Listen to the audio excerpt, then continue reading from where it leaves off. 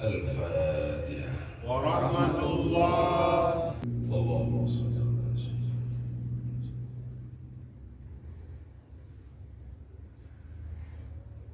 بسم الله الرحمن الرحيم. والصلاة والسلام على سيدنا محمد وعلى آله وصحبه ومن والاه. أشهد أن لا إله إلا الله وأشهد أن محمدا عبده ورسوله لا نبي بعده. أعوذ بالله من الشيطان الرجيم. بسم الله الرحمن الرحيم. قد أفلح المؤمنون الذين هم في صلاتهم خاشعون. Allah Subhanahu wa Ta'ala berkata, sungguh telah menang orang-orang yang beriman yang mereka dalam salat khusyuk. Dalam ayat lain dikatakan, wasta'inu bis-sabri was-salah wa innaha lakabiratun illa 'alal khashi'in. Minta tolonglah kamu kepada Allah dengan cara sabar dan dengan menunaikan salat. Wa innaha, dan sesungguhnya salat itu lakabirah, sangat berat, illa 'alal khashi'in, kecuali bila mana didirikan oleh orang-orang yang khusyuk. Ternyata salat itu baru akan ada mempunyai buah bila mana salat dilakukan dengan khusyuk. Salat itu tidak akan membuahkan kemenangan kalau salat itu tidak dilakukan dengan khusyuk. Apabila salat dilakukan dengan khusyuk, maka salat itu bisa menjadi alat untuk meminta bantu kepada Allah, meminta tolong kepada Allah. Karena Allah yang mengatakan bahwa minta tolonglah kamu kepada Allah dengan sabar dan salat. Kesimpulannya, salat akan membuahkan kemenangan bila mana salat dilakukan dengan khusyuk. Kesimpulannya, salat tidak membuahkan kemenangan kalau salat tidak dilakukan dengan khusyuk.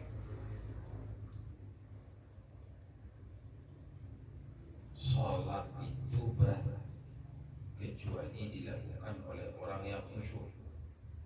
Artinya, orang yang sudah khusyuk di luar salat, bila mana dia lakukan salat, maka salat itu menjadi ringan baginya.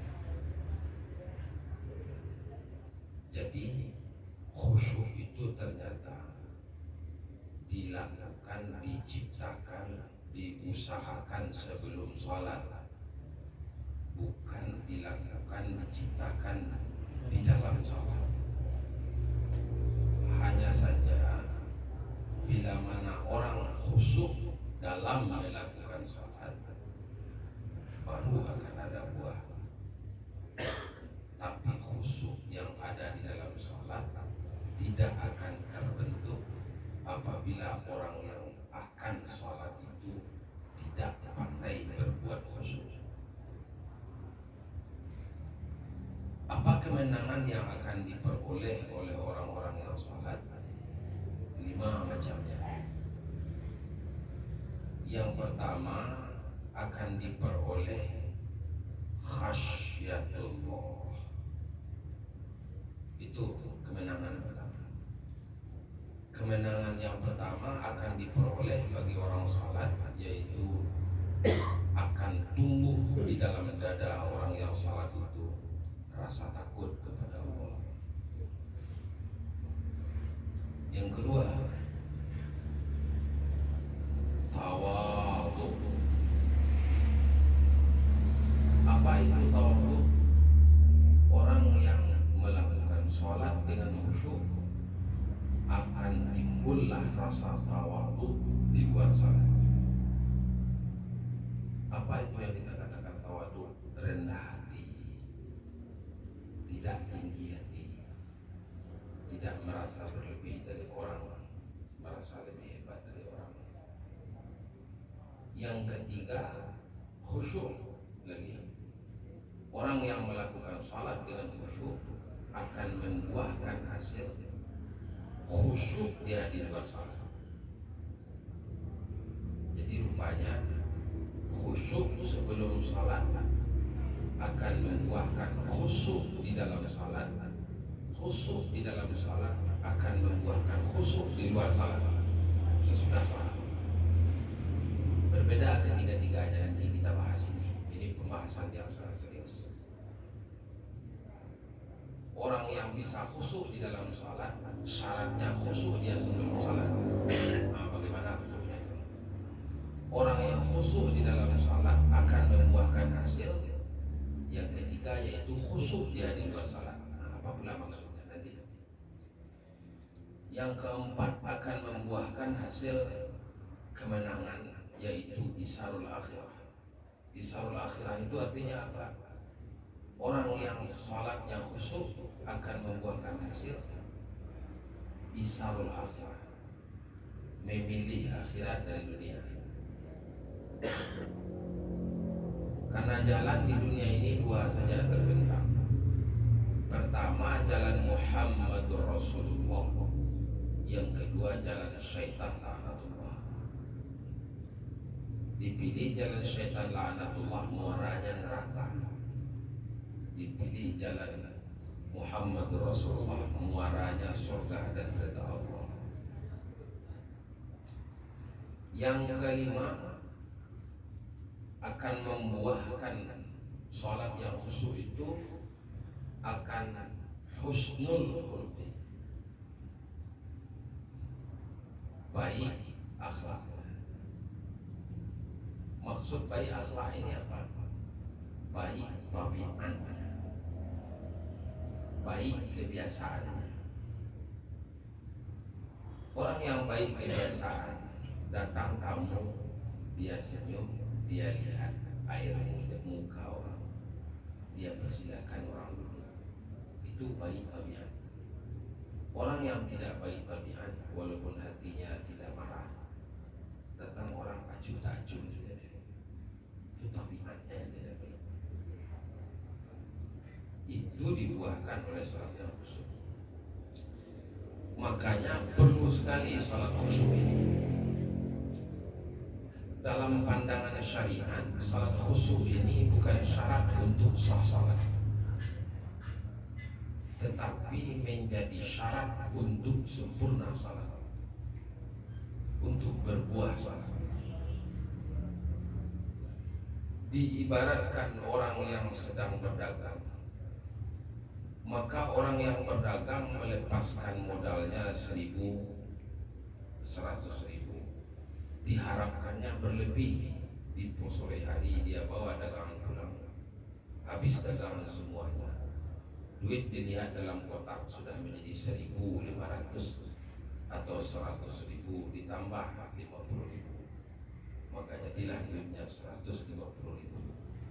Lebihnya itulah yang dikatakan dengan untung. Itulah yang disebut dengan perniagaan yang beruntung atau yang berlaba.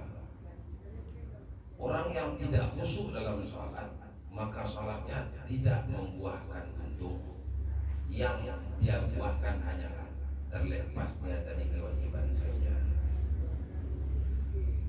Sekarang kita cari dari ayat yang kita baca tadi, dapat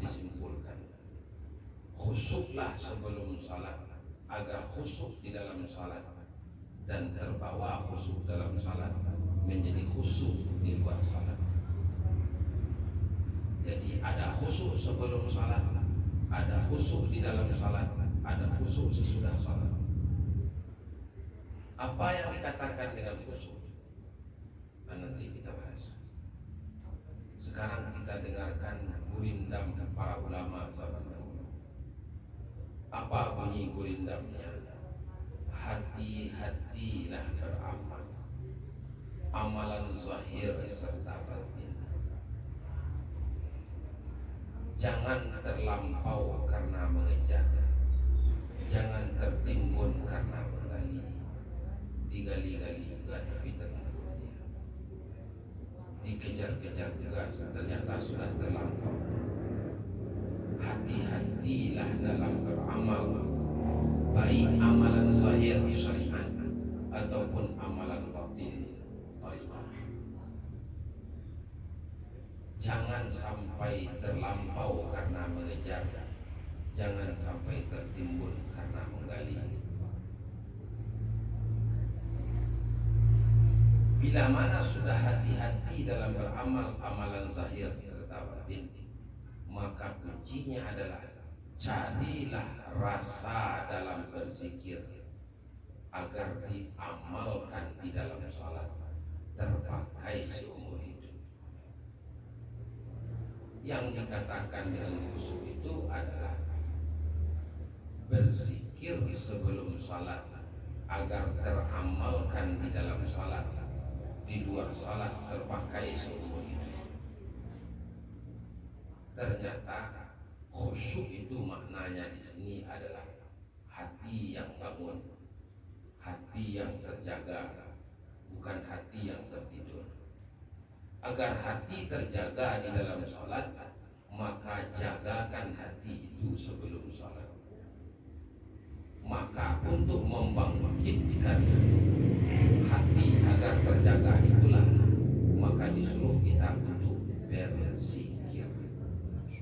Maka sejauh mana kedalaman zikir orang, sejauh itulah kekhusyukannya, dan sejauh itu pula lah nikmat yang dia dapatkan di luar salat.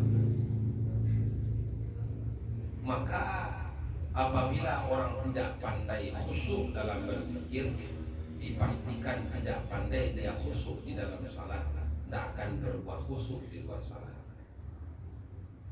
Dengan makna hati yang terjaga. Satu, zikir itu apabila dilakukan sebelum sholat, maka yang akan diperolehnya di dalam sholat dia bisa berzikir. Orang yang berzikir di dalam sholat itulah orang yang akan serius menyembah Allah, bersungguh-sungguh beribadah. Bersungguh-sungguh beribadah itulah yang dikatakan dengan khusyuk. Bersungguh-sungguh melatih, bersungguh-sungguh beribadah itu maka perlu alat, cara, metode tariqahnya. Apa tariqahnya? Berzikirlah sebelum salat. Nanti buahnya khusyuk di luar salat. Apa itu? Bersungguh-sungguh orang dalam mengerjakan amal-amal yang lain di luar salat. Kalau begitu ya, bagaimana betul caranya supaya kita sholat itu menjadi khusyuk? Bismillahirrahmanirrahim. Yang pertama, sama dengan zikir. Zikir itu pada hakikatnya dalam tahap pertama kita disuruh menjaga pendengaran.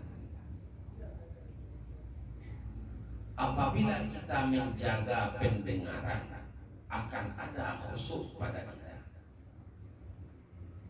Kalau kita tidak menjaga pendengaran, maka tidak akan ada khusyuk pada kita. Itulah sebabnya Imam Syafi'i rahimahullah ta'ala, ahli fikih mazhab Syafi'i, menyatakan wajib orang salat itu berkata-kata dalam salat. Tidak sah salat kalau ditutup mulut. Tidak sah salat kalau dibaca saja dengan hati. Wajib dibaca dengan lidah. Kenapa? Kalau dibaca dengan lidah akan terdengar apa yang dibaca dengan lidah. Bila mana seseorang menyimak baik-baik apa yang dibaca oleh lidahnya, akan lahirlah khusyuk tingkat pertama. Khusyuk tingkat pertama itu adalah dengan cara menyimak dengan elok-elok, memperhatikan dengan baik-baik seluruh apa yang kita baca di dalam salat.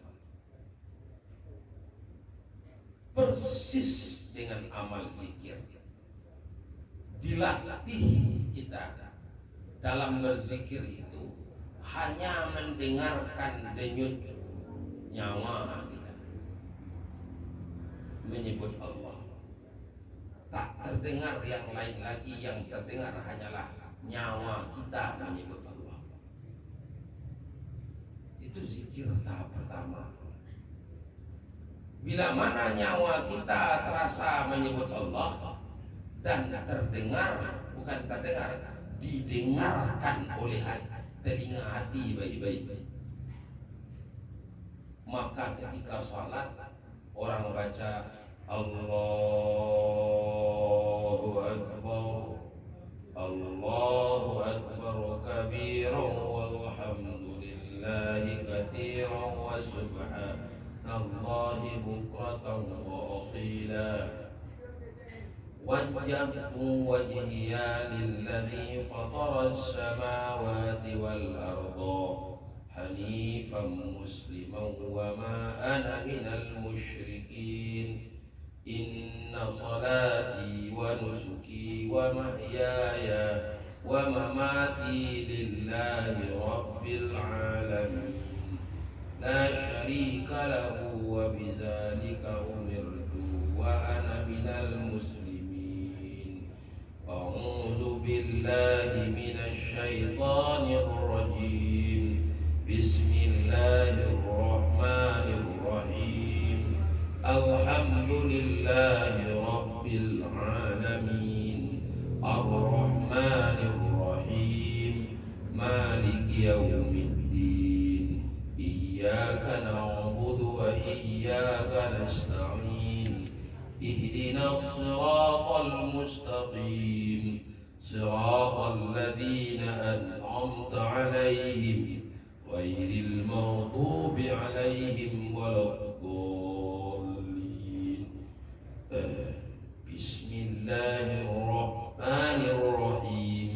Qul huwallahu ahad, Allahus samad, lam yalid wa lam yulad wa lam yakul lahu kufuwan ahad. Allahu akbar. Subhana rabbiyal a'la wa bihamdi. Subhana rabbiyal a'la wa bihamdi. Subhana rabbiyal a'la wa bihamdi.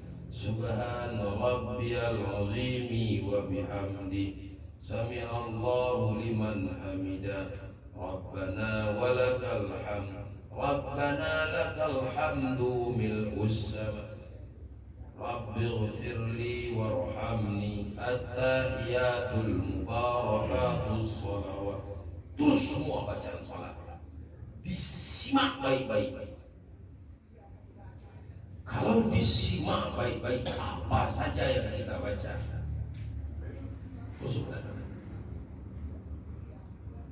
kalau kita tidak memperhatikan apa yang kita baca, khusyuk tidak akan datang. Apa aja? Begitu latihan zikir. Zikir diajarkan baca kalimat Allah dalam hati, didengar oleh hati, oleh telinga hati.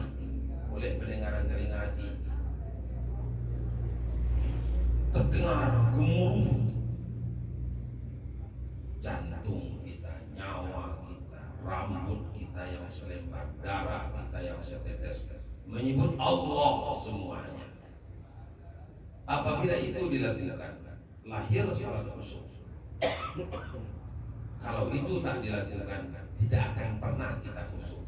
Pikiran kita akan melayang ke kiri dan ke kanan, ke atas dan ke bawah, ke rumah dan ke halaman, ke mobil dan ke toko, ke teman sebelah, ke istri, ke anak. Itu cara.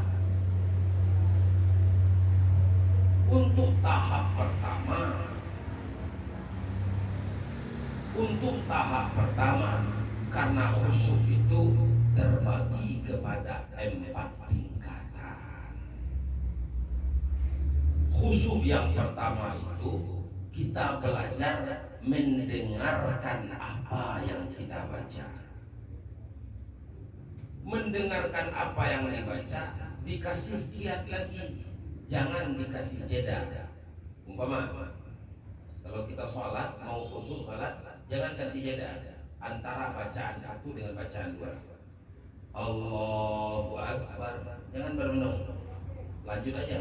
Allahu Akbar, Arab ya.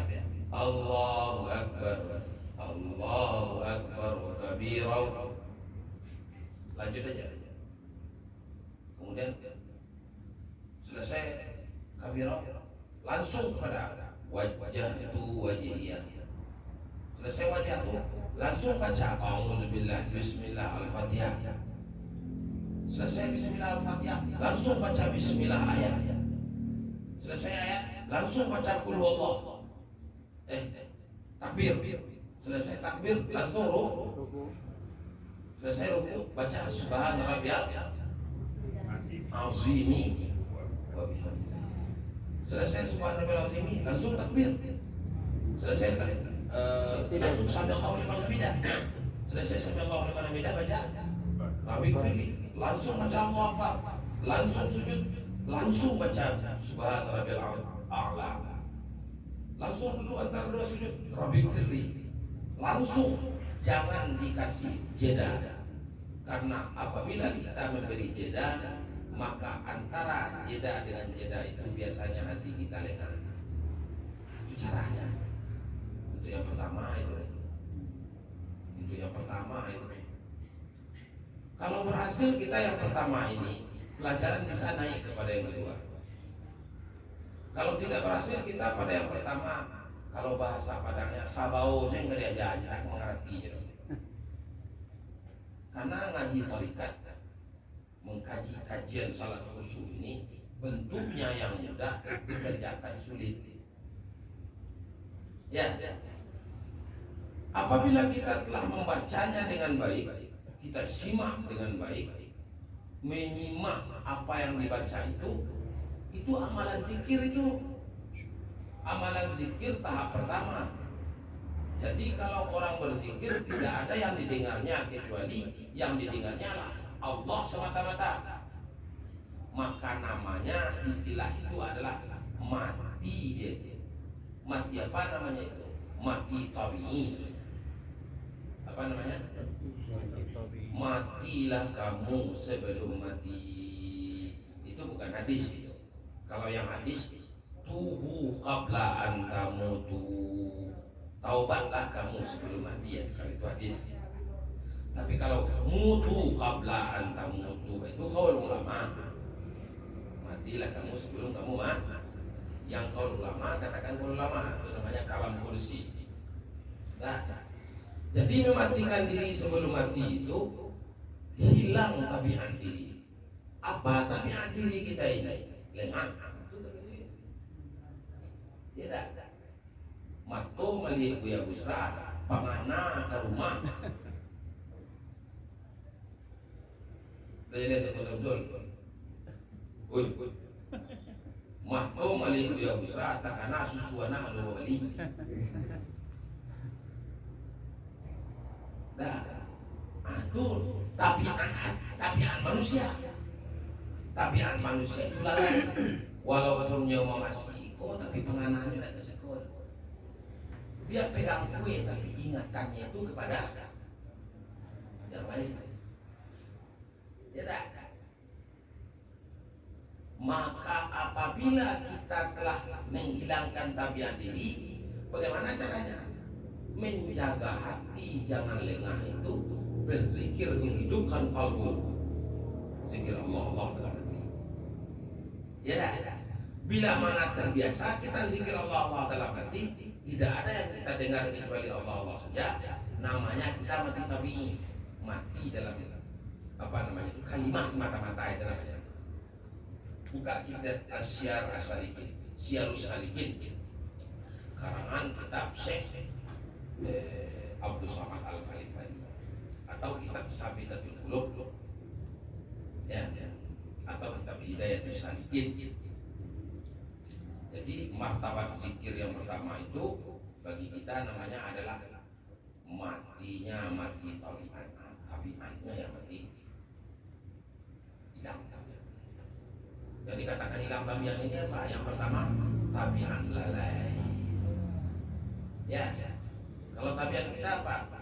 Begitu melihat kopi, orang yang suka kopi, ingatannya kepada kopi. Anak istri bisa lupa kalau kita ketika sedang kopi.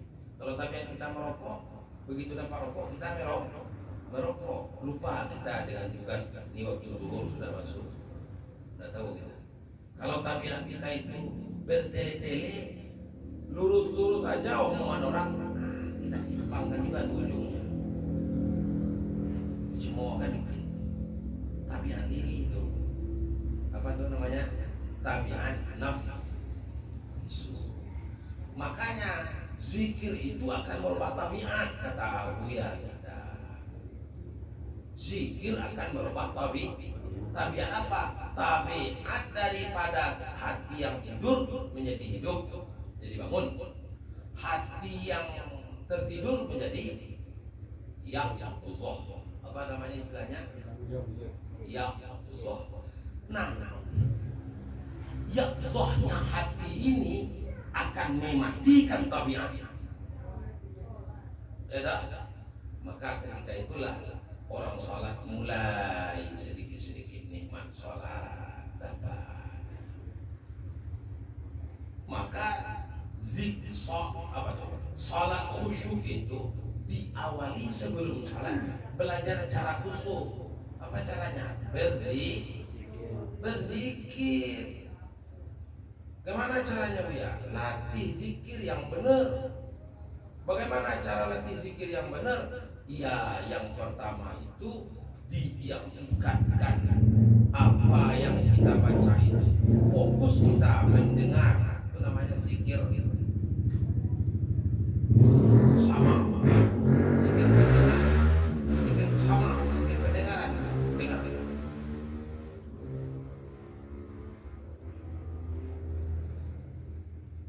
Allah.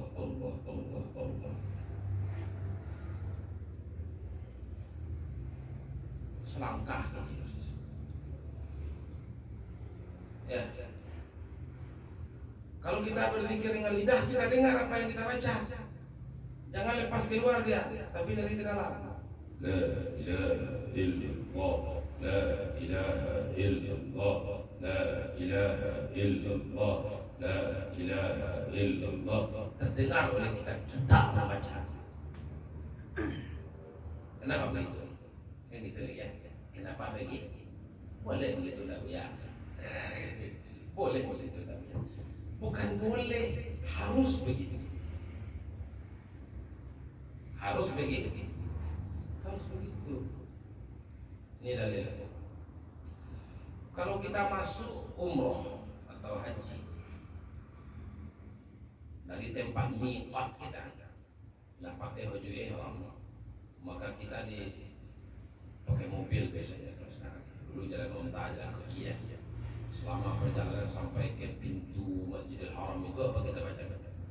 Labbaik Allahumma labbaik, labbaik la syarika lak, labbaik innal hamda wan ni'mata lak wal mulk la syarika lak, labbaik labbaik Allahumma labbaik, labbaik la syarika lak, labbaik innal hamda wan ni'mata lak wal mulk la syarika lak, labbaik. Kami memenuhi panggilan-Mu ya Allah. Begitu sampai di pintu Masjidil Haram, pintu gerbang besar itu namanya pintu Babus Salam. Apa namanya? Apa kita baca masuk Masjidil Haram?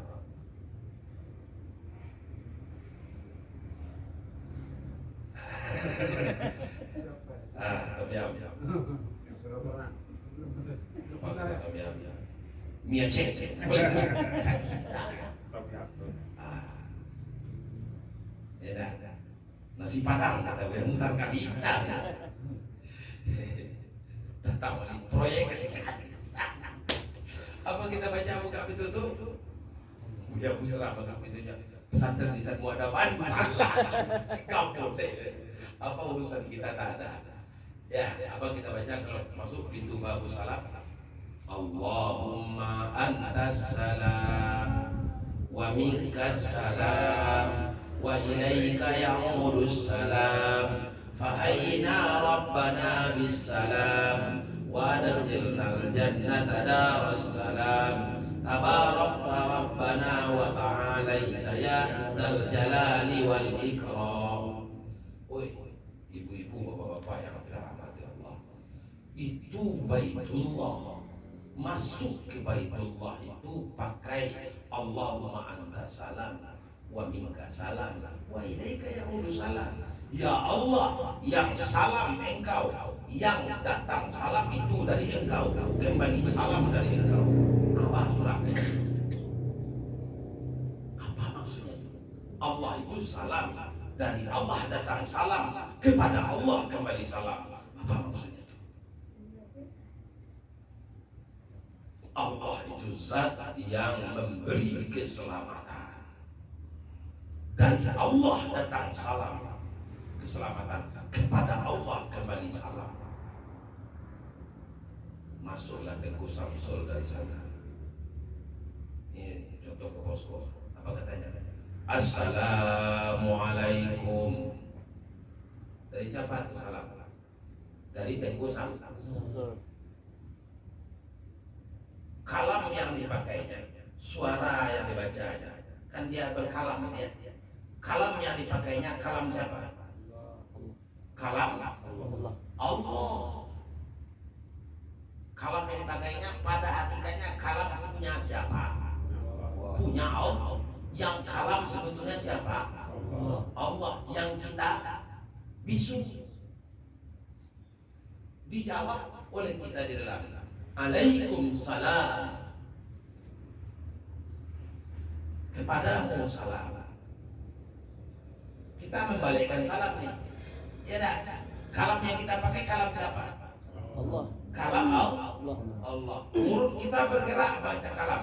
Pakai kudrat itu. Kudrat siapa yang kita pakai? Allah. Kudrat Allah. Pada hakikatnya kan Allah yang punya kalam ini. Di hakikatnya siapa yang punya kalam? Allah. Di hakikatnya kita ini si bisu. Jadi kalam itu sifat Allah atau tidak? Sifat Allah. Sifat Allah. Jadi yang menyembah itu siapa? Sifat yang menyembah zat. Itu lagi. Siapa yang menyembah? Sifat menyembah zat. Jadi kalau kita baca apa saja dan kita dengar apa saja, itu dari Allah, kembali kepada Allah. Kalam itu kan punya Allah. Kita baca, kita dengar. Maka itu namanya komunikasi dua arah. Baru kita akan khusyuk apabila komunikasi dua arah antara kita dengan wali. Saya ngomong dengan wali, rasanya selama saya ngomong dengan wali, kalau wali ngomong tak ada yang tak saya dengar. Begitu juga saya ngomong dengan wali. Kenapa? Karena saya sadar saya sedang didengar omongan saya dan saya sedang menyampaikan sesuatu. Beliau sadar pula yang ngomong Buya. Beliau ngomong, saya sadar yang ngomong wali. Maka kesadaran komunikasi dua arah inilah yang menyebabkan kita tidak ada pikir-pikir yang lain. Ya dah. Maka apabila ada komunikasi dua arah, khusyuk akan ada. Harusnya orang salat itu lau ya'lamul musalli biman yunaji manin tafala. Andai tahu orang salat dengan siapa dia sedang bercakap-cakap, sungguh dia tidak akan melengah dalam salat. Ternyata orang ini tidak tahu dengan siapa dia bercakap. Makanya dia itu menerawang-nerawang pikirannya. Badannya di dalam salat, pikirannya mencuci piring. Badannya di dalam salat, pikirannya kepada anak, kepada istri, kepada suami. Kan begitu? Ya dah. Yang bujang, salah nak ngomong jadi dua. Nala cip ini dong, bahas supaya dulu. Ada lah sembahyang tekanan. Betul. Tak bisa kita mungkin itu kenyataan yang terjadi reality. Pikiran kemana-mana.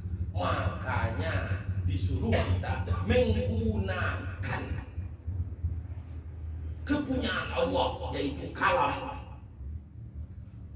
Alhamdulillahi Rabbil Alamin. Kita gunakan pula kepunyaan Allah, yaitu sama Allah, kalam Allah. Maka kita dengarkan kalam Allah, karena sama Allah sedang berkata Alhamdulillah. Itulah kalau kaji udah tinggi itu yang menyebabkan disembah Allah, yaitu tapi tak boleh dibaca-baca. Kalau tak dulu pangkalnya jangan dibaca-baca. Dah. Makanya orang yang baru akan duduk salatnya secara khusyuk betul-betul teliti dia. Bismillahirrahmanirrahim. Maka itu sudah komunikasi dua arah antara kita punya pendengaran dan kita punya kalam. Ya, kalau akan bercakap dengan Allah, kita ngomong nih dengan Allah nih. Ya dah. Bapak-bapak sudah bertemu dengan Allah. Dengan Nabi ini nggak pernah tuh. Ada yang dengan Nabi aja nggak pernah ketemu. Masya Allah. Betul apa betul? Betul. Takbir. Allahu Akbar. Abu aja cuma kepada Aceh kemana? Ke Labuan Haji ke Pau apa? Ke Padang beliau, Buya Musra nggak datang makan. Ilaha illallah. Mudah-mudahan kita tidak salah adab, ya. Kita tidak salah adab. Kita cinta. Itu nyongkok. Ya. Cuma yang namanya halangan itu tidak dapat kita kesempatan. Nah itu. Nanti praktek. Udah biasa belajar dengan. Coba kita tes sedikit. Ya. Kita tes sedikit dulu ya. Udah pernah coba salat betul-betul simak apa yang kita baca? Udah pernah coba? Query. Coba pernah ya, tapi belum berhasil ya. Mencoba mendengarkan apa yang kita baca udah pernah. Nah, coba kita praktek sebentar ya. Jadi kita dulu caranya ada itu. Caranya yang pertama, badan dilegakan, lapangkan duduknya, perbaiki duduknya, cari posisi duduk yang baik, ya. Badannya harus enak, pakaiannya harus bersih, jangan ada bau-bau yang tak menyenangkan. Kita mau salat bau tai kucing, salat kan? Di malah kucing.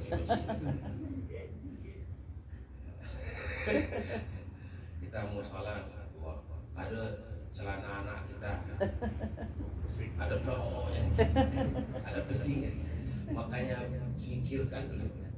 Ya, singkirkan yang mengganjal-ganjal di mana, termasuk rokok.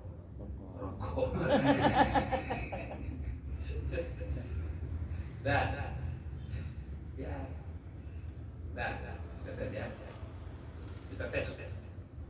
Semuanya kita angkat tangan. Caranya supaya ada hubungan antara kita dengan diri kita. Kita harus mengendalikan jantung kita. Karena denyutan yang ada di tubuh kita ini ada sepanjang kelingking jari kita. Sini. Jadi kalau sini, boleh. Ya, apa? Pasti ada denyut-denyut. Coba lihat denyut-denyutnya sini. Pegang, ada enggak denyut-denyut? Ada. Ada? Nggak periksa ada? Kalau nggak ada, Pelan-pelan. Kita belajar salat khusyuk. Ada? Ada? Masih ada? Kalau nggak ada, Panggil ambulans. nah itu pertama. Kemudian meletakkan tangan di dada. Ingat, dada kita punya dada. Dada sebelah kiri. Ini pegang tangannya ada. Denyut-denyutnya. Dua jari di bawah susu kita ya.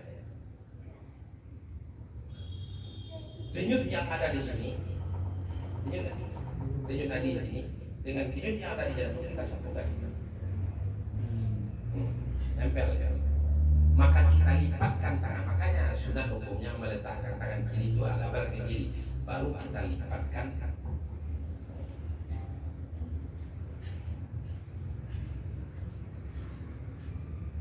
Dan begitu caranya salat. Ya dah. Kenapa orang begini? Ada pula lah itu salat itu. Ada pula di tengah aja. Dia orang tarikat. Tarikat itu kenapa sampai miring ke kiri? Karena supaya bertemu denyut dan denyut nadi kita yang ini nih di sini. Nah, itu.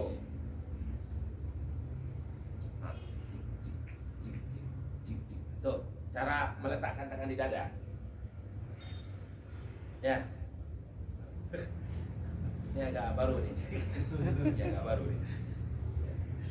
Nah.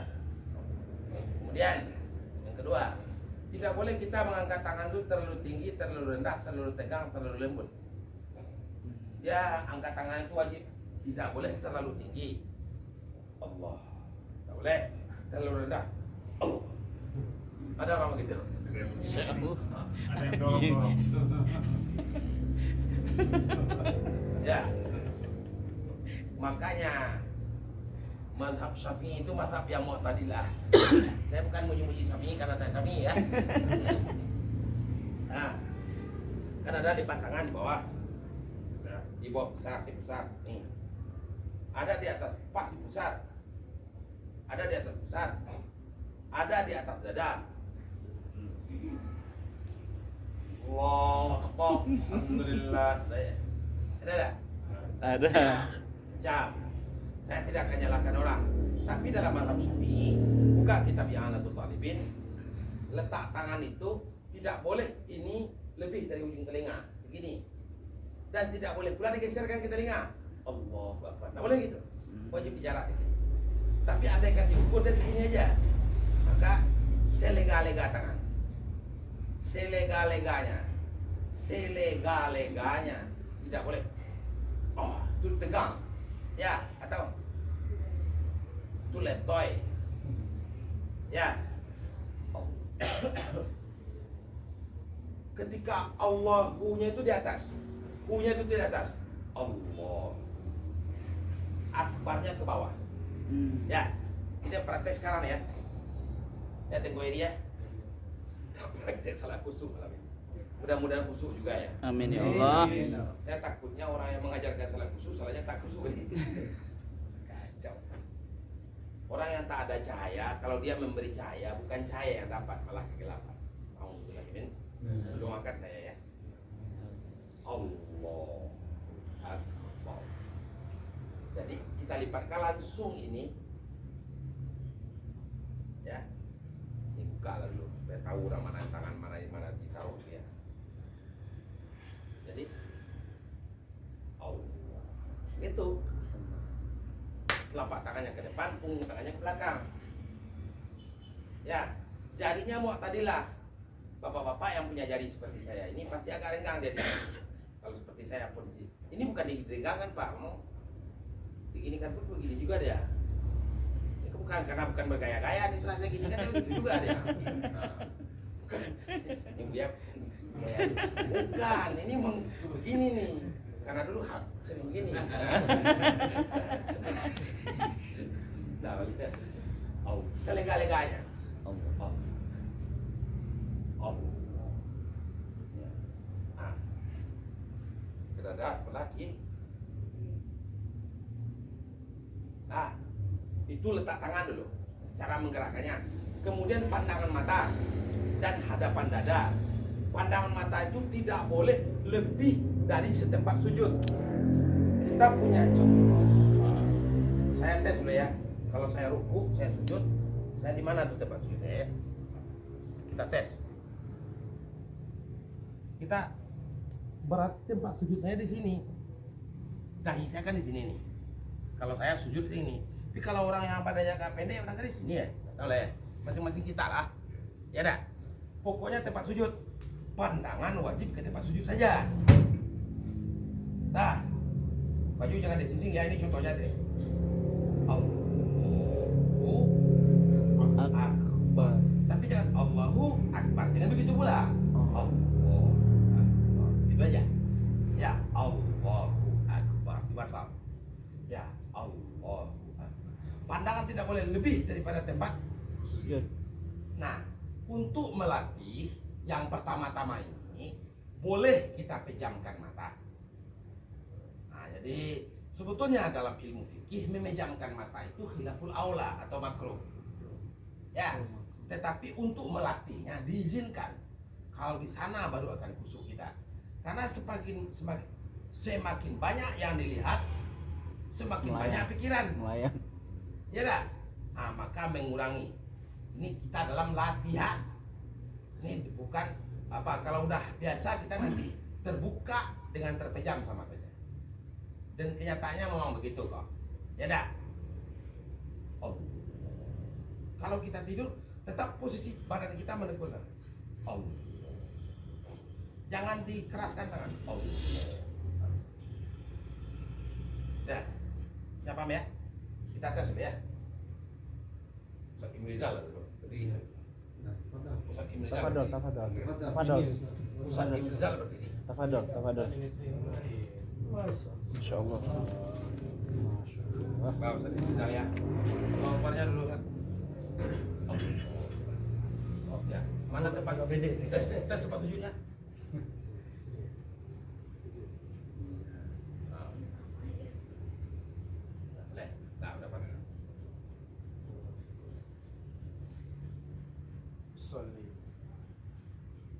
Angkat tangannya aja dulu, nanti usali. Allah. Nah, jadi tangannya itu jangan dilipat begini kan? Ya. Jadi ininya gini. Nah, jangan sampai ke sini. Jangan melipat tangan tuh ke sini. Ya, tetapi gini. Yang kita orang mati ya. Nah, jadi lipat tangannya jangan diginikan, tetapi diginikan aja. Dua jari gini. Karena dalam sunnahnya dua jari diluruskan. Kan dua jari diluruskan gitu. Iji dorong. Ini diikatkan. Tidak perlu digenggamkan. Diikatkan. Yang gitu. Lalu.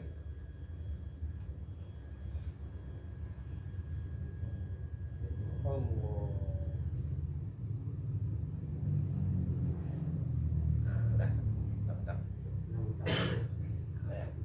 Kita praktek ya. Kita praktek dulu ya. Kita boleh dulu bersila, boleh dulu ya. Kita mulai ya. Semuanya pejamkan mata dalam keadaan dulu aja. Kita baca bacaan sholat itu dengan suara yang terdengar oleh kita saja. Tidak boleh terdengar oleh orang sebelah yang mengganggu orang.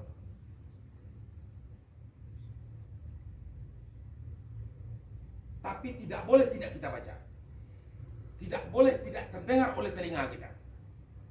Wajib hukumnya terdengar oleh telinga kita. Kalau tidak, dalam mazhab Syafi'i batal salatnya. Nah, itulah bagusnya mazhab Syafi'i. Langsung ya. Allah.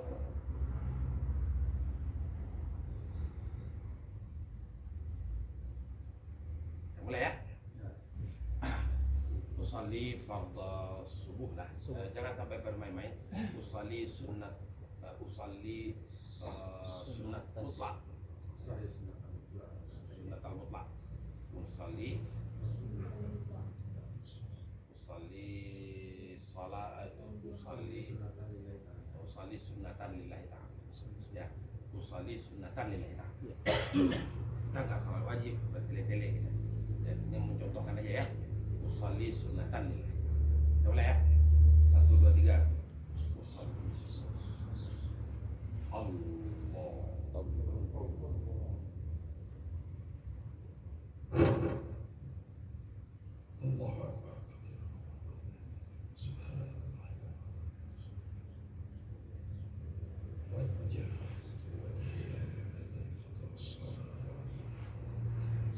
Usolli.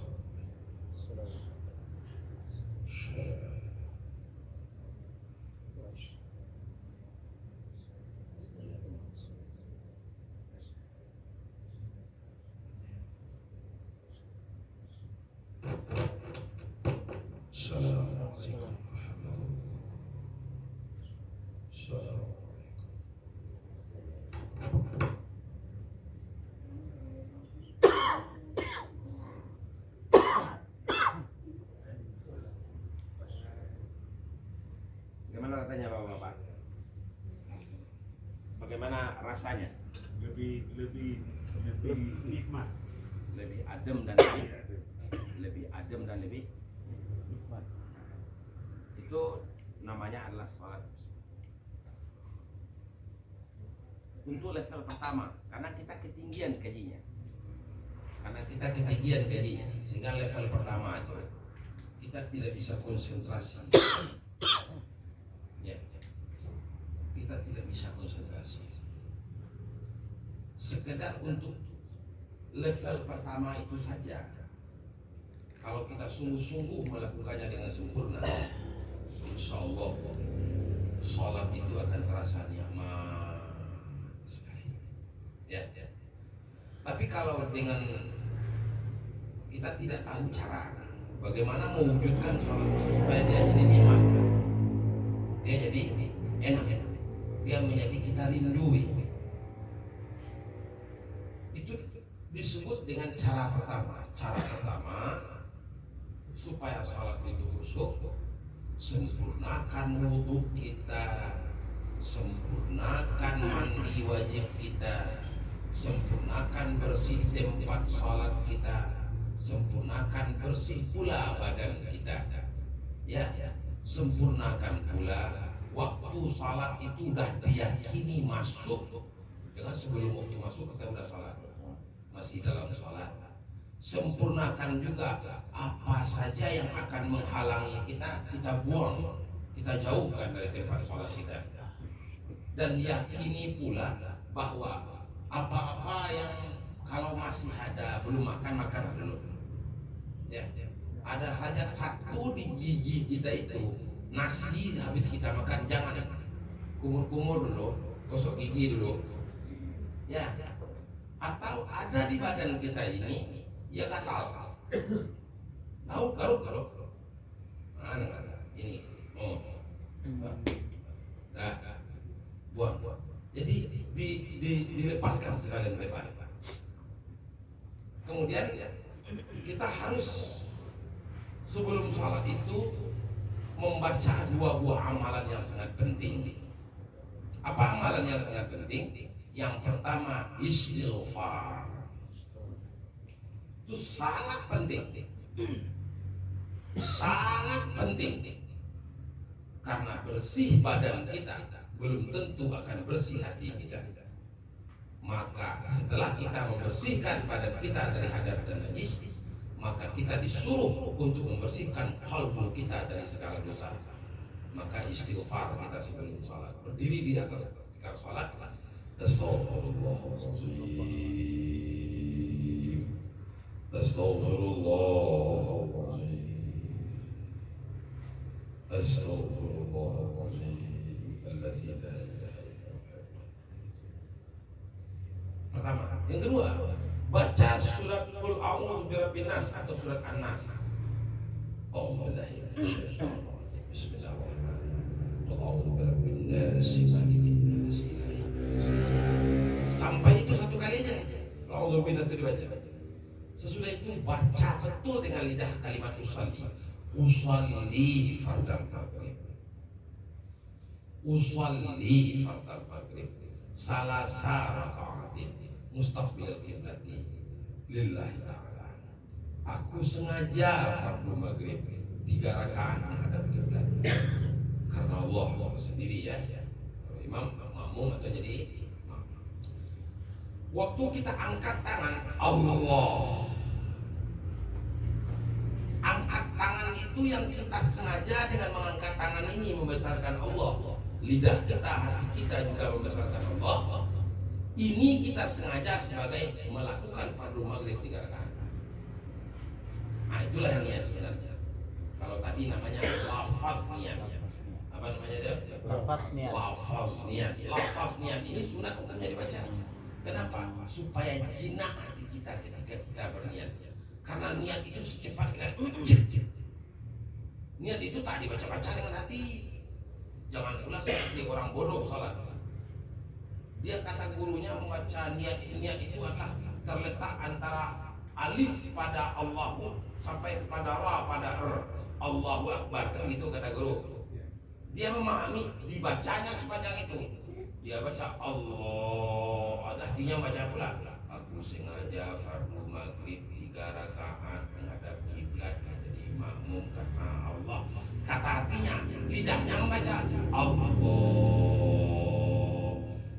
Putus-putusnya jangan diulang lagi. Allah.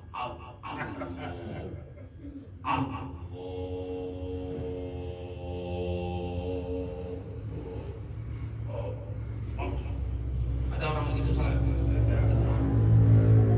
Itu namanya orang bodoh salat. Maaf. Itu namanya orang bodoh salat. Karena dia tak paham. Niat itu bukan bacaan lidah seperti membaca usalli sebelum salat tadi ya. Itu namanya bacaan lidah. Bacaan lidah itu namanya lafaz niat. Kita baca, selesai baca apa tadi? Istighfar 3 kali, guru Allah, A'udzu Birabbin Nas 1 kali. Kita baca usalli fardal maghrib. Kan membaca usalli fardal maghrib itu namanya melafalkan niat. Membaca lafaz niat ya. Nah, andaikan niat itu dilafalkan seperti itulah bunyinya. Ya, tetapi bukan dibaca dengan hati. Aku sengaja fardu maghrib, kata hati kita.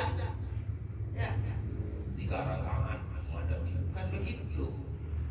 Tapi niat itu tak ada dibaca-baca, hanya disengaja. Ini fardu maghrib 3 rakaat ya. Itu kan tak ada orang berniat itu dibaca ya.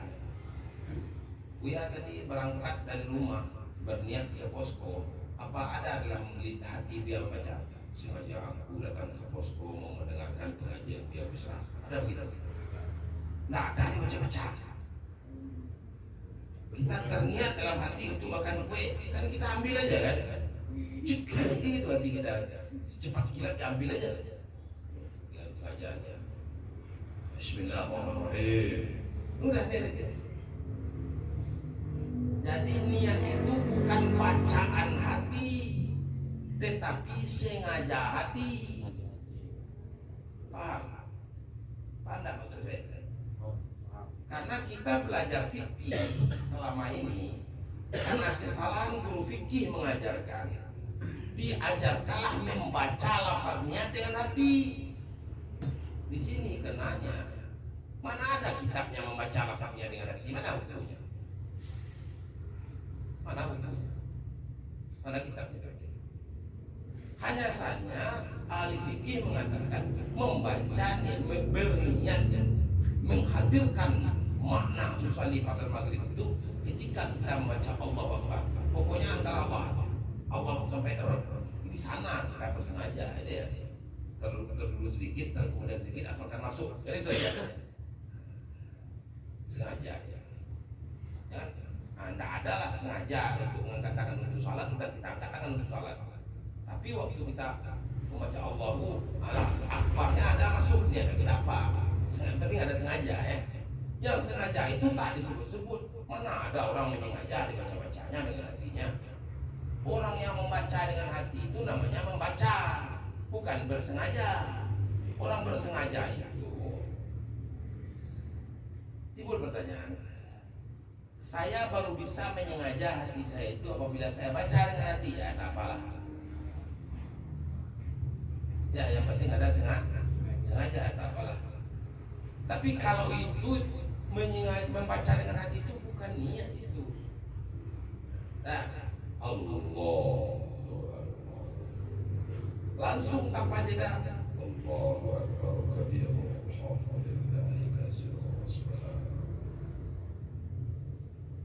Apabila kita telah menyimak dengan elok-elok, menyimak dengan baik-baik, memperhatikan dengan baik-baik apa-apa yang kita baca, selama kita sholat, pikiran kita tidak akan menerawang lagi kepada yang lain. Nah, langkah pertama apa ini? Mendengarkan dan tidak memberi jeda bacaan. Kalau diberi jeda bacaan, di waktu antara jeda dan jeda itu masuk ragu-ragu, masuk was-was. Jeda. Dan berapa tuh jalannya? Ya dua. Tidak memberi jeda, mendengarkan, kemudian tidak memberi jeda. Kalau kita faham kondisi hati, maka kita mengkondisikan hati kita ketika itu. Berapa banyaknya kondisi hati selama sholat? Jumlahnya ada 8 kondisi hati. Berapa? 8 kondisi hati. Atau namanya maqamul qalbi fi sholat. Kedudukan kalbu ketika sholat. Ketika kita membaca niat, maka yang ada membaca lafal niat, kita baca usalli itu ya, apa yang ada di hati kita? Disengaja ini adalah untuk tanda bersyukur kita kepada Allah. Tanda bersyukur kita kepada Allah mengamalkan ayat inna a'tainakal kautsar. Apa kata Allah dalam Quran? Sesungguhnya kami telah memberikan kepada engkau Muhammad kebaikan-kebaikan yang banyak. Maka oleh karena itu sholatlah engkau karena Tuhanmu dan berkorbanlah engkau. Artinya sholat itu dilakukan karena Allah sudah berikan nikmat kepada kita. Ngapain namanya? Mensyukuri ini. Jadi sholat ini kita sengaja sebagai tanda syukur kita kepada Allah. Makanya kita sengaja sholat ini. Nah, kondisi batin kita mensyukuri nikmat Allah itulah yang ada sehendaknya kita waktu berniat. Baik waktu melafalkan niat, apalagi waktu berniat. Paham ya? Waktu kita membaca Allah, maknanya adalah dunia kita buang, kita bertemu dengan Allah. Orang yang bertemu dengan Allah namanya orang mi'raj. Nabi Muhammad kan mi'raj bertemu Allah. Ya dah, nama mi'raj nih. Orang mi'raj itu ngapain? Nabi Muhammad mi'raj apa? Bertemu dengan Allah. Kita memulai Allah, Allahu. Hilang alam. Tak ada lagi kita bertemu dengan Allah. Allahu Akbar. Allahu Akbar. Yang besar hanyalah Allah. Selainnya kecil, menyelesaikan posko. Yang besar Allah. tempuh jalannya. Semangat aja pula saya sekarang ini. Dulu aku kurang sejaringan wali tadi. Nah, kemudian setelah itu Allah. Udah berapa inisiatif? Udah berapa tuh? Yang pertama tadi bersyukur ketika berniat. Yang kedua mi'raj ketika kita takbiratul ihram. Yang ketiga bertawajuh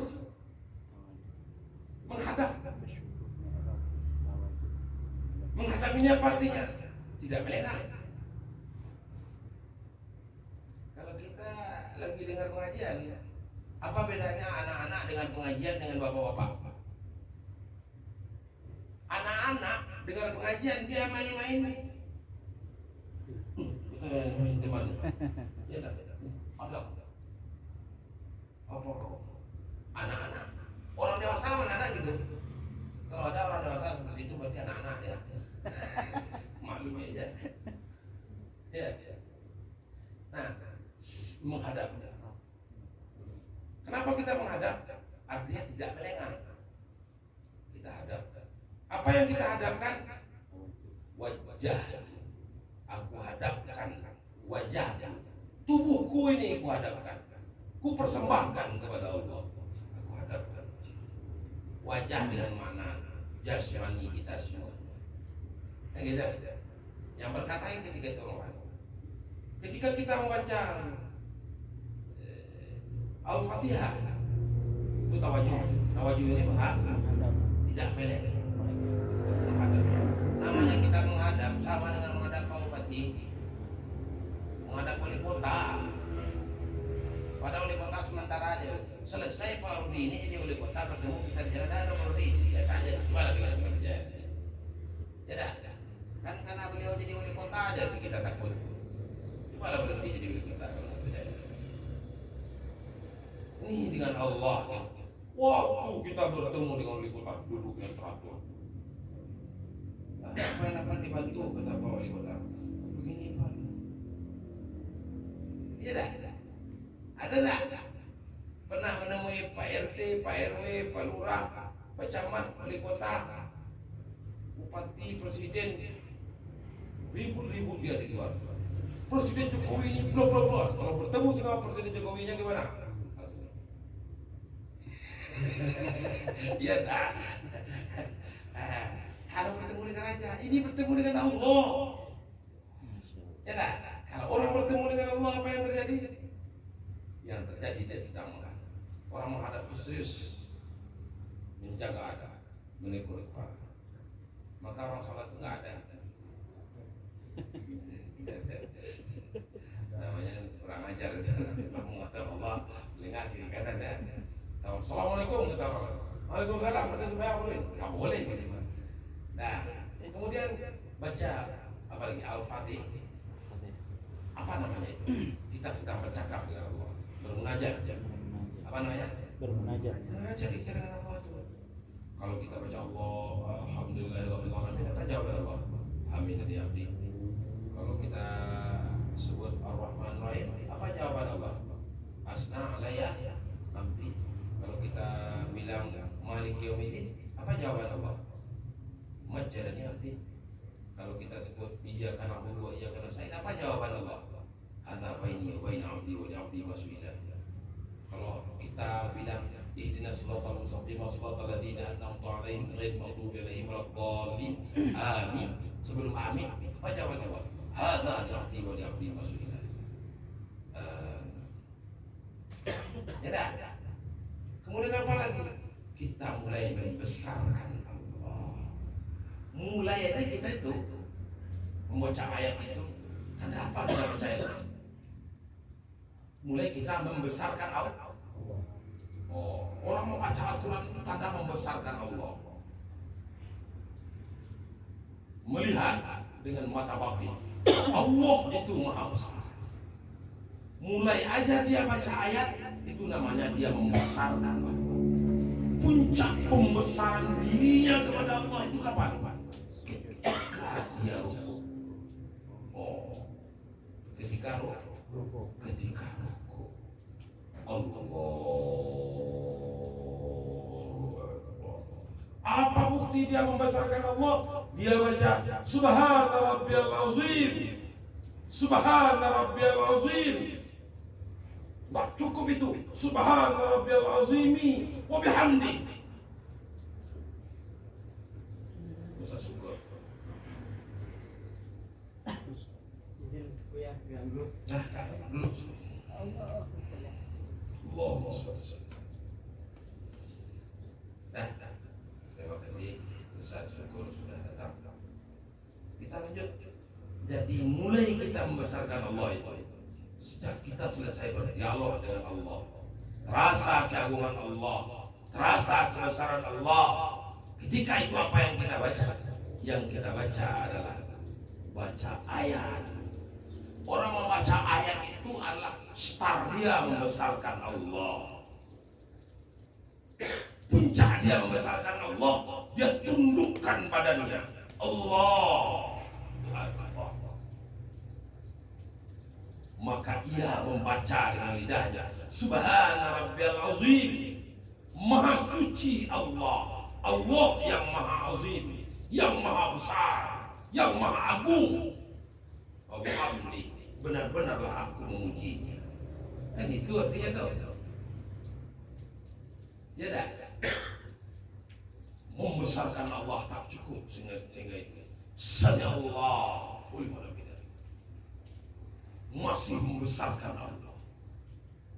Sami Allahu liman hamidah. Apa kita baca? Rabbana lakal hamdu. Untukmu saja pujian ya Allah. Rabbana lakal hamdu. Mil'us samawati wa mil'ul ardi. Seluas langit, seluas bumi ya Allah. Hanya Engkau yang kupuji ya Allah. Begitu besar kita membesarkan Allah ketika itu. Maka di puncak pembesaran kita kepada Allah, mengecilkan diri sekecil-kecilnya, kita tunduk di bawah Allah. Allahu Akbar. Sujud kita, ketika sujud itu, posisi hati kita adalah posisi muqarrabah. Apa namanya? Muqarrabah. Ada berapa makam hati? Bersyukur. Yang kedua, Mihrab. mi'raj. Yang ketiga, Tawajuh. Yang keempat, Munajat. munajat. Yang kelima, membesarkan Allah, Allah. mengagungkan Allah. Allah. Oh, yang keberapa ini? Yang keenam. Ngapain kita? Muqarrabah. Aqrabul abdi ila Allah fis sujud. Tidak ada satu kondisi yang hamba sangat dekat dengan Allah, Allah sangat dekat dengan hamba, kecuali pada waktu sujud. Makanya sujud itu bukan merendahkan diri di depan Allah, bukan membesarkan Allah lagi, tapi menghinakan diri. Oh itu, kapan orang baru disebut akan dekat dengan Allah apabila dia terasa sehina-hinanya, sekecil-kecilnya, serendah-rendahnya. Ketika itulah Allah akan dekat dengan kita. Kalau kita merasa diri besar, merasa diri alim, merasa diri hebat, merasa diri serba bisa, Allah akan jauh dari kita. Ya. Maka posisi batin ketika itu qarib. Apa kata Allah dalam Al-Quran? Wa idza sa'alaka 'ibadi 'anni fa inni qarib. Karena itulah bapak-bapak dan ibu-ibu, karena Allah dekat dan terasa dekat, muqarabah, qarib dengan kita ketika sujud, ketika kita duduk. Apa ayat ininya? Inni qarib ujibu da'watad da'i idza da'an falyastajibu li wal yu'minu bi. Makanya kita berdoa. Apa doa kita di waktu dulu kita bersujud? Rabbil firli. Berapa macam doa? 8 yang kita minta. Berapa yang kita minta? 8 yang kita minta tuh. Coba kita baca yang pertama. Rabbil firli. Apa artinya? Ya Allah, ampuni aku. Rabbil firli. Apa lagi? Warhamni, sayangi aku. Apa lagi? Wajburni, bebaskan aku dari segala beban. Wajburni, ijbah. Apa lagi? Apa lagi? Warfa'ni, tinggikan derajatku ya Allah. Apa lagi? Warzuqni, kasih aku rezeki ya Allah. Kasih aku rezeki orang Padang ya Allah. Amin. Apa lagi? Wahdini. Beri petunjuk aku ya Allah. Wa'afini. Afiat afini. Sehatkan badan ya Allah. Apa lagi? Wa'fu anni. Wa'fu anni. Maafkan. Apa beda ampun dengan maaf? Ampun ada bekas, tapi ditutup. Maaf dilupakan semuanya. Maka lebih tinggi derajatnya maaf daripada Ampun. makanya kita bulan Ramadan doanya apa? Allahumma innaka afuun karimun tuhibbul afwa fa'fu anna ya karim. Ya. Berapa proposal kita ajukan kepada Allah? 8. Kenapa begitu tuh? Karena kita udah dekat. Kata kuncinya, kalau kita tidak dekat dengan Allah, kita berdoa, doa kagak dikabul. Qalib dulu, muqarabah dulu, sujud dulu. Karena waktu sujud itu kita akan qarib. Nah, apa lagi? Kita sujud lagi. Tak puas satu kali mendekatkan diri kepada Allah. Karena di ujung daripada pendekatan diri kepada Allah, sedekat-dekatnya muqarabah itu, ujungnya adalah akan bermuqabalah dengan Allah. Apa namanya? Muqabalah tahu Bapak? Qabil tuh apa tuh? Aku tadi. Kalau dulu mertua kita, apa katanya? Angkah tuka bimahrin kaza, angkah tuka ibnati al-musamma bil Fatimah bimahrin alfu dinar, alfu rupiah. Rupiah, dulu 1.000 rupiah doang.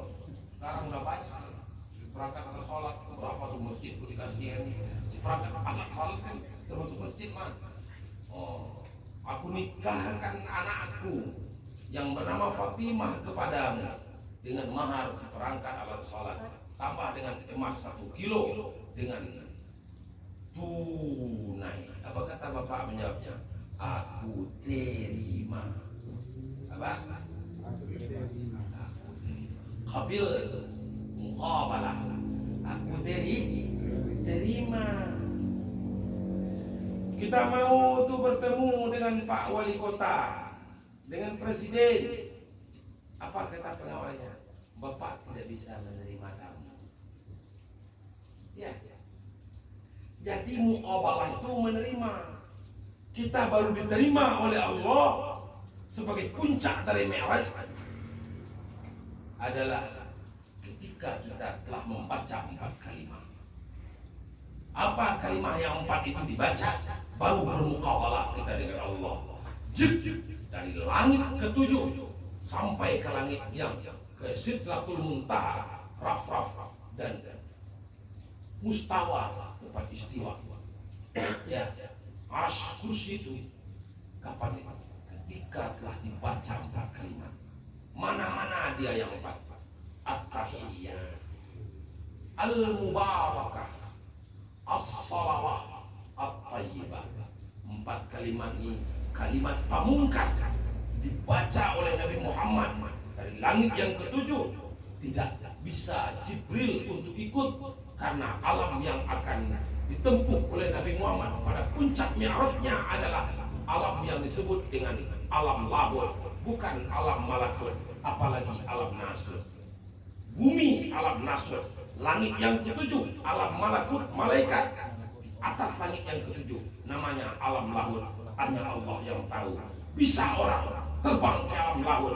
Nabi Muhammad menggunakan 4 kalimat. Apa 4 kalimatnya? At-tahiyah, al-mubarakah, as-salawat, at-tayyibah. At-tahiyatul mubarakah, as-salawat, at-tayyibah lillah. Betul. Makanya baca at-tahiyat itu hukumnya wajib. Karena anak kunci. Salat itu kuncinya ya niat, ya al-fatihah, ya tasyahud, at-tahiyatul mubarakatus salawat, at-tahiyah. Mau dibaca assalamualaikum kepada Allah? Tidak. Allah salam. Kalau bertemu dengan manusia kan assalamualaikum. Bagaimana akan membaca assalamualaikum kepada Allah kalau mau bertemu Allah? Yang dibaca itu at-tahiyah, segala sumber, segala kehormatan, al-mubarakah, segala sumber kebaikan, al-mubarakah, as-salawat, segala sumber penerimaan dan pengkabulan doa, salawat, at-taibah, segala sumber kebaikan adalah milik bagi Allah. Maka bertemu dengan Allah bukan baca assalamualaikum, hanya bertemu manusia kita baca assalamualaikum. Maka apabila kita baca itu namanya kita akan bertemu dengan Allah, bermuqabalah dengan Allah, diterima oleh Allah. Orang yang diterima itu yang disebut dengan orang yang sholatnya sholat yang diterima. Kalau at-tahiyatnya benar dari awal sampai akhir diterima sholatnya, akan ada hadiah selesai sholat. Berapa hadiah selesai sholat tadi? 5 perkara. Takut kepada Allah. Yang kedua, tawadhu. Yang ketiga, khusyuk. Yang keempat, memilih akhirat. Yang kelima, husnul khuluqi, baik akhlak. Baru akan ada. Maka kedudukan hati ini secara berpelan-pelan kita coba mendudukkannya. Setelah diberitahu seperti itu, maka kita latih berpelan-pelan. Insya Allah seminggu kita latih, itu minggu besok kita akan bisa khusyuk, lebih khusyuk sholat. Mudah-mudahan ada berkah, ada manfaatnya. Subhanallah wa bihamdihi, subhanakallahumma wa bihamdika, asyhadu la ilaha illa anta, astaghfiruka wa atubu ilaik. Assalamualaikum warahmatullahi wabarakatuh. Waalaikumsalam.